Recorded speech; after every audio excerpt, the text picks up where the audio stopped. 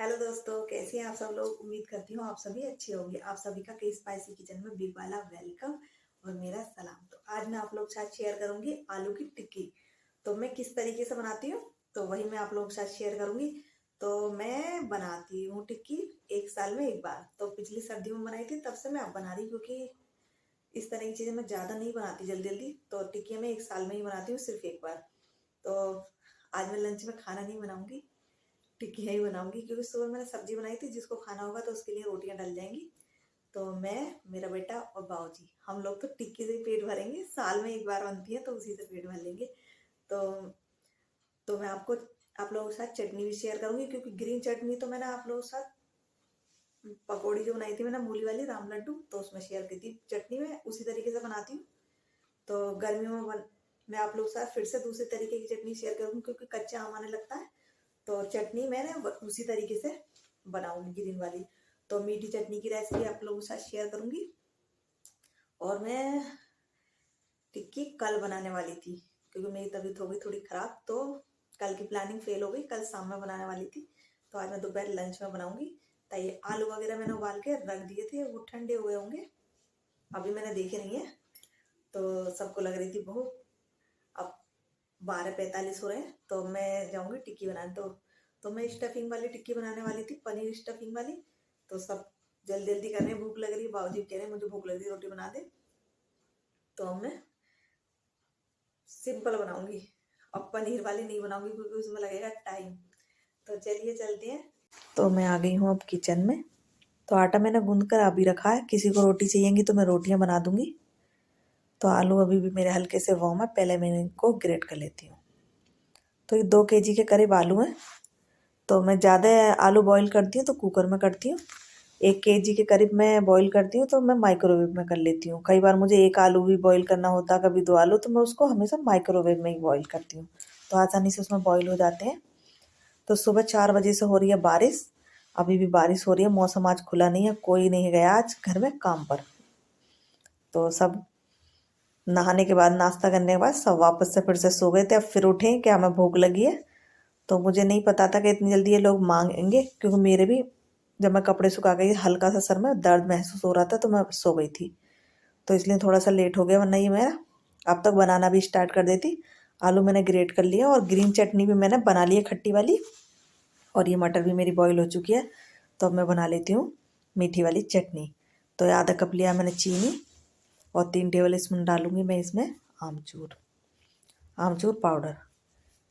और 1 टीस्पून पिसा भुना जीरा, 1 टीस्पून चाट मसाला, 1 टीस्पून काला नमक, आधी टीस्पून से कम रेगुलर वाली मिर्च, और आधी टीस्पून से ज़्यादा कश्मीरी लाल मिर्च कलर के लिए। और ये नमक टेस्ट के अकॉर्डिंग वाइट वाला जो हम रेगुलर खाते हैं। 2 चुटकी हींग। तो हींग मेरी बहुत बहुत तेज़ वाली है, तो आपके पास अगर कैच वाली हो तो 1/4 टीस्पून डालें। और आधा कप मैंने इसमें डाला पानी, तो इसको अच्छे से कर लेंगे मिक्स।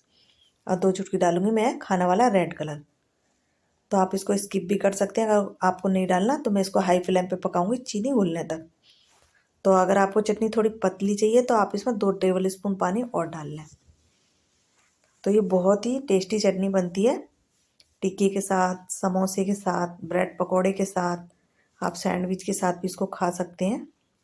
ये बहुत ही अच्छी चटनी बन के तैयार होती है। तो एक चटनी मैं और बनाती हूँ, वो मैं ईद पर ही बनाती हूँ, सौंठ। तो मैं उसमें सौंठ का यूज़ करती हूँ, और उसमें फाँक वाली जो खटाई होती है उसका यूज़ करती हूँ। तो जब ईद आएगी तो मैं आप लोगों के साथ वो वाली सौंठ भी शेयर करूँगी। तो उसको मैं महीनों तक फ्रिज में रख के खाते हैं हम लोग। तो वो ख़राब भी नहीं होती और बहुत टाइम तक चलती है। ये भी आप इसको हफ्ते 10 दिन रख सकते हैं टाइट बॉक्स में, तो ये भी ख़राब नहीं होती चटनी। तो फ्लेम को मैंने लो कर दिया है, बस लो फ्लेम पे इसको 10 से 15 सेकंड ही मैं पकाऊंगी। तो गैस को मैंने कर दिया बंद। अब मैं इसको बाउल में पलट लेती हूँ। देखिए अभी ये गरम गरम है, तो इसकी थिकनेस और ठंडी होकर गाढ़ी हो जाएगी। और ये आलू, तो मैं आलू तैयार कर लूँगी। इसमें डालूँगी मैं 4 टेबल स्पून अरारोट। तो अरारोट आपको किसी भी ग्रोसरी शॉप पर आसानी से मिल जाएगा। आप जितना लेना चाहें, 1 किलो, 2 किलो, 250 ग्राम, आधा किलो, जितना भी लेना चाहें। और 2 टेबल स्पून डालूंगी मैं इसमें बेसन। तो आप बेसन को स्किप भी कर सकते हैं, पर इसमें टिक्की में बेसन बहुत अच्छा लगता है। इस तरह से बनाएं।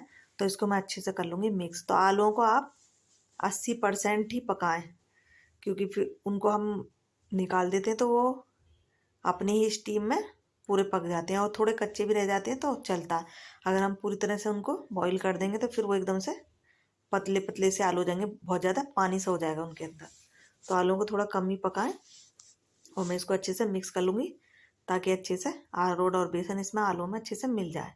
तो आप अगर स्टफिंग वाली बनाना चाहते हैं तो पनीर, उबली हुई चने की दाल, उबला हुआ मटर, उसको अच्छे से मैश करके उसमें नमक मिर्च डालकर स्टफिंग बना सकते हैं।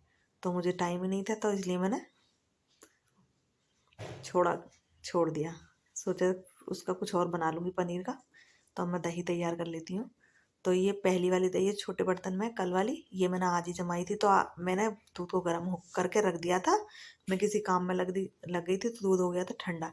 तो वापस से मैंने फिर से उसको दही जमाने लायक गर्म किया। तो मैंने कई बार नोटिस किया है कि इस तरह से करते हैं तो दही पानी छोड़ जाती है। अगर हाथों हाथ गर्म करके ठंडा करके उसको जमाते हैं तो पानी नहीं छोड़ती। तो टेस्ट के अकॉर्डिंग नमक डाला, और टेस्ट के अकॉर्डिंग इसमें डाली मिर्च, और टेस्ट के अकॉर्डिंग मैं इसमें काला नमक डाला, और 1 टीस्पून डाला है मैंने इसमें भुना हुआ जीरा। तो ये आप अपने हिसाब से ले सकते हैं, दही ऐसी कोई मेज़रमेंट नहीं है दही का। तो मैं इसको अच्छे से मिक्स कर लूँगी। तो अलग अलग सब नहीं डालेंगे, क्योंकि मैं बनाती जाऊँगी, जिसको खानी है वो खाते जाएंगे। तो सब मिर्चें नहीं डालेंगे, सबको नहीं आइडिया होता कितना डालना है। तो मैं इस तरह से दही में मिला के रख देती हूँ।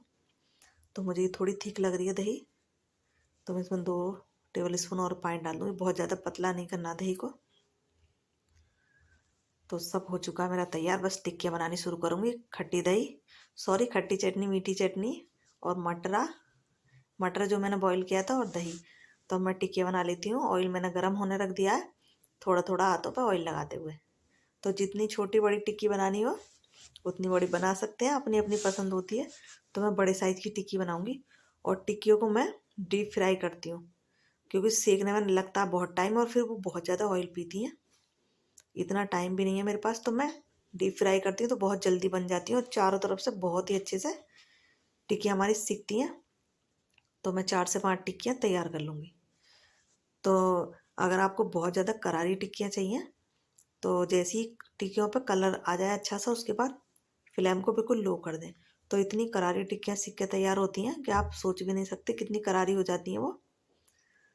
तो आप इनको निकाल कर टिक्कियों को सिकने के बाद और ठंडा होने के बाद एक बार हाथ से दबाकर वापस से दूसरी साइड एक तवा रख लें, उसमें थोड़ा सा ऑयल डालते हुए फिर से इनको सेक सकते हैं। मैंने भी सोचा था, पर इतना टाइम नहीं था क्योंकि लेट हो गई थी। सब कह रहे थे कुछ खाने को दो, कुछ खाने को दो, तो मैंने सीखी नहीं। तो मैंने डीप फ्राई अच्छे से कर दी। तो ऑयल थोड़ा ठंडा हो जाता टिक्की डालती, तो मैंने फ्लेम को थोड़ा बढ़ा दिया। तो मैं इनको हाई फ्लेम पर ही टिक्कियों को अच्छे से सेक लूँगी। और तो ये चिपकती भी नहीं है एक दूसरे से, और बहुत ही अच्छे से सेक के तैयार होती हैं। इतना अच्छा इनका कलर आता है। तो कई बार मैंने टिक्कियाँ वैसे भी सीखी हैं। मैं कई साल से इसी तरह से बना रही हूँ टिक्कियों को डीप फ्राई करके। तो जब हम तवे पे बनाते हैं तो उसमें बार बार ऑयल डालना पड़ता है, तो सारा ऑयल पी जाती हैं टिक्कियाँ। और इसमें ये टिक्कियाँ बिल्कुल भी ऑयल नहीं पीती हैं, बहुत ही अच्छे से ये सीखती हैं। तो इनको हम पलटते हुए अच्छा सा कलर आने तक सेक लेंगे। देखिए कितना अच्छा इन पर कलर आ रहा, और कोई भी ऐसा कोना नहीं बचता इसका जहाँ पर अच्छे से ये सीखती नहीं है। तवे पे एक बार को रह जाती हैं साइडों से, तो मैं इनको और अच्छा सा कलर आने तक सीखने दूंगी। देखिए कितना अच्छा इसमें कलर आ रहा है।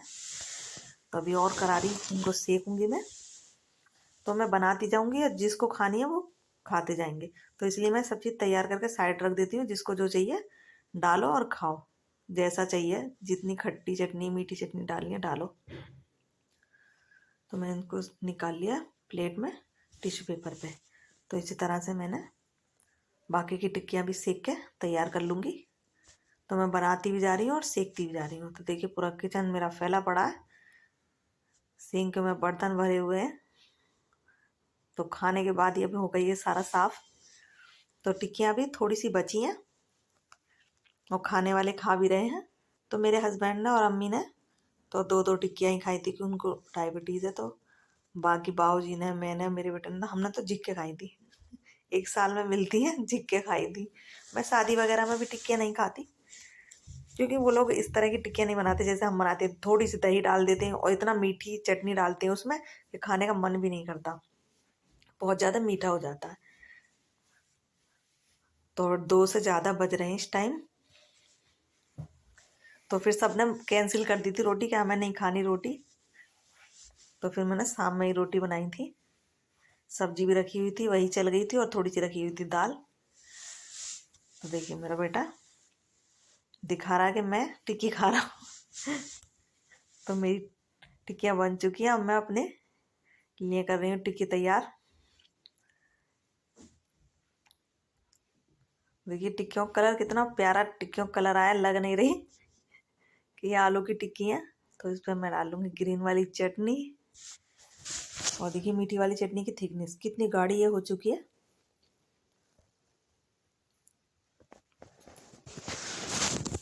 अब मैं इस पर अच्छे से दोनों चटनी और दही डाल लूँगी।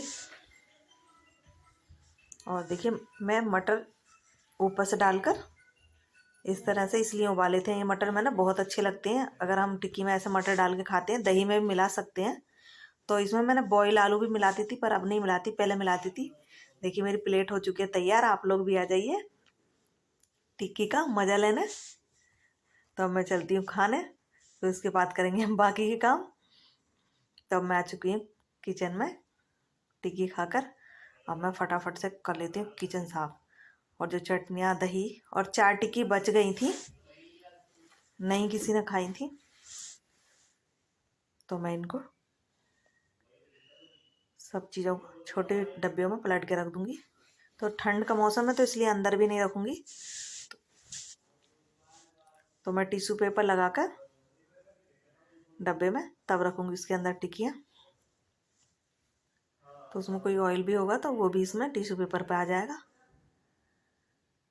तो इतने सारे बर्तन इकट्ठे हो गए थे। तो जब ऐसा कुछ बनाते हैं तो कितने सारे बर्तन इकट्ठे हो जाते हैं।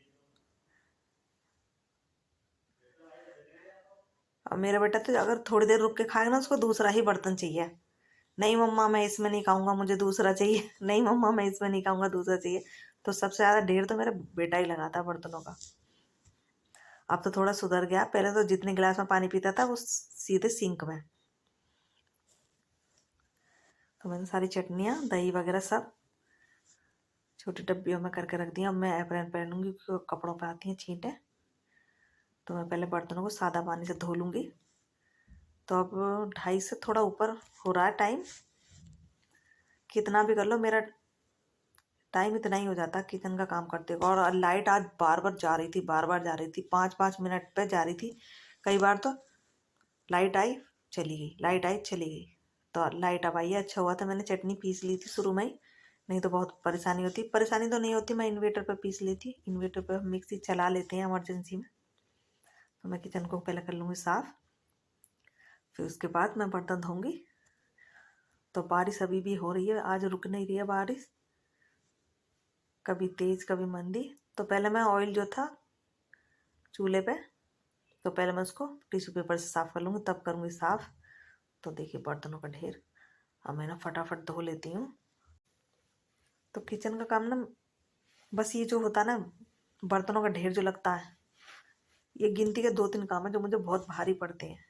करने को तो कर लेते हैं पर भारी लगते हैं। एक तो रोज़ का प्रेस करना, कपड़े तो धुल जाते हैं मशीन में, प्रेस करना कपड़ों का, और किचन में बर्तनों का ढेर जो लगता है, बस इतने बर्तन धुलते हैं दिन भर में, इतने बर्तन धुलते हैं बहुत ज़्यादा। तो मैंने सिंक भी अब साफ़ कर लिया।